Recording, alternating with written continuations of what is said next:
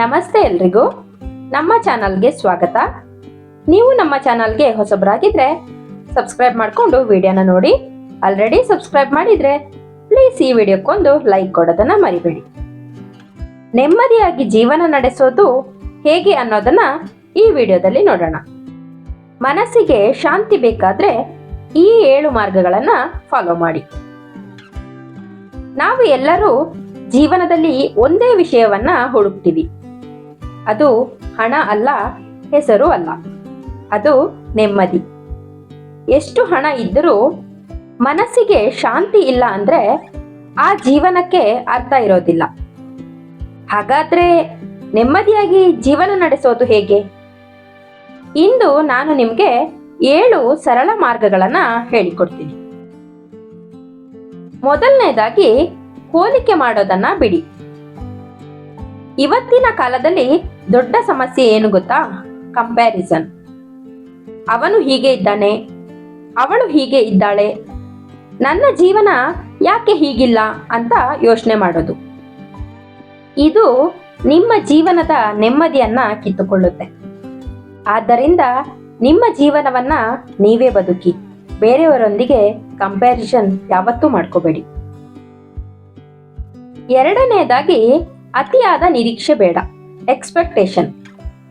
ನಾವು ಜನರಿಂದ ತುಂಬಾ ಎಕ್ಸ್ಪೆಕ್ಟ್ ಮಾಡ್ತೀವಿ, ಆದ್ರೆ ಅವರು ಅದನ್ನ ಫುಲ್ಫಿಲ್ ಮಾಡೋದಿಲ್ಲ. ಆಗ ನಾವು ಹರ್ಟ್ ಆಗ್ತೀವಿ. ಆದ್ರಿಂದ ಯಾರಿಂದನೂ ಕೂಡ ಅತಿಯಾದ ನಿರೀಕ್ಷೆ ಮಾಡೋದು ಬೇಡ.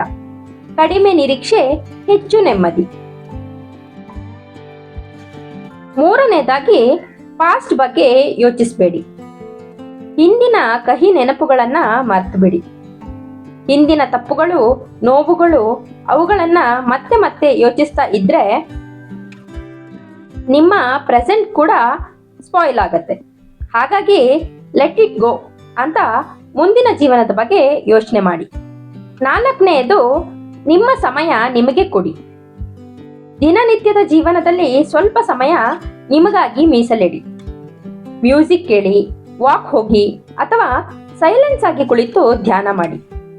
ಇದು ನಿಮ್ಮ ಮನಸ್ಸಿಗೆ ತುಂಬಾ ರಿಲೀಫ್ ಕೊಡುತ್ತೆ. ಕೆಲಸ ಮಾಡೋದು ಯಾವತ್ತೂ ಇದ್ದೇ ಇರುತ್ತೆ. ನಮಗಾಗಿ ನಾವು ಸಮಯವನ್ನು ಕೊಟ್ಟಾಗ ಮಾತ್ರ ನೆಮ್ಮದಿಯಾಗಿ ಇರೋದಕ್ಕೆ ಸಾಧ್ಯ.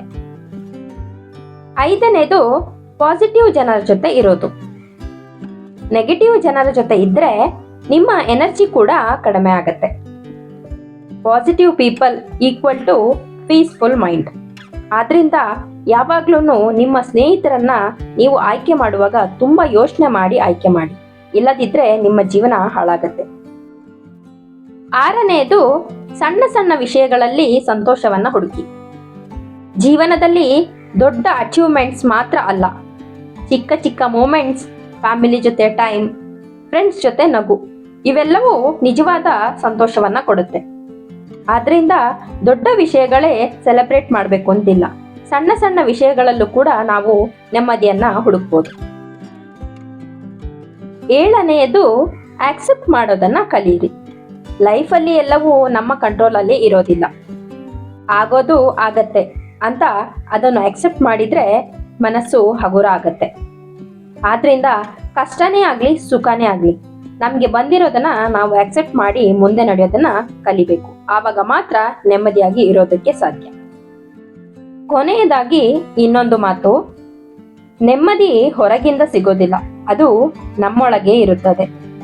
ನಮ್ಮ ಯೋಚನೆನ ಚೇಂಜ್ ಮಾಡಿದ್ರೆ ನಮ್ಮ ಜೀವನ ಕೂಡ ಚೇಂಜ್ ಆಗತ್ತೆ. ನೆಮ್ಮದಿ ಸಿಗೋದು ದುಡ್ಡಿಂದ ಅಲ್ಲ, ನಮ್ಮ ಮನಸ್ಸಿನಿಂದ. ದುಡ್ಡು ಬೇಕು, ಆದ್ರೆ ಮನಸ್ಸು ಕೂಡ ಒಳ್ಳೇದಿರ್ಬೇಕು. ಈ ಸರಳ ಮಾರ್ಗಗಳು ನಿಮಗೆ ಇಷ್ಟ ಆಯ್ತು ಅಲ್ವಾ? ಇಷ್ಟ ಆಗಿದ್ರೆ ಲೈಕ್ ಮಾಡಿ, ನಿಮ್ಮ ಫ್ರೆಂಡ್ಸ್ ಮತ್ತೆ ಫ್ಯಾಮಿಲಿ ಜೊತೆ ಈ ವಿಡಿಯೋವನ್ನು ಶೇರ್ ಮಾಡಿ. ಸಬ್ಸ್ಕ್ರೈಬ್ ಮಾಡದೆ ಇಷ್ಟೊತ್ತು ವಿಡಿಯೋನ ನೋಡಿದ್ರೆ ಪ್ಲೀಸ್ ಸಬ್ಸ್ಕ್ರೈಬ್ ಮಾಡಿ. ಮತ್ತೆ ಮುಂದಿನ ಹೊಸ ವಿಡಿಯೋದೊಂದಿಗೆ ಸಿಗೋಣ. ಇಂತಿ ನಿಮ್ಮ ಪ್ರೀತಿಯ ಜೀವಧ್ವನಿ. ವಿಡಿಯೋ ನೋಡಿದಕ್ಕಾಗಿ ಧನ್ಯವಾದಗಳು. ನಮಸ್ಕಾರ.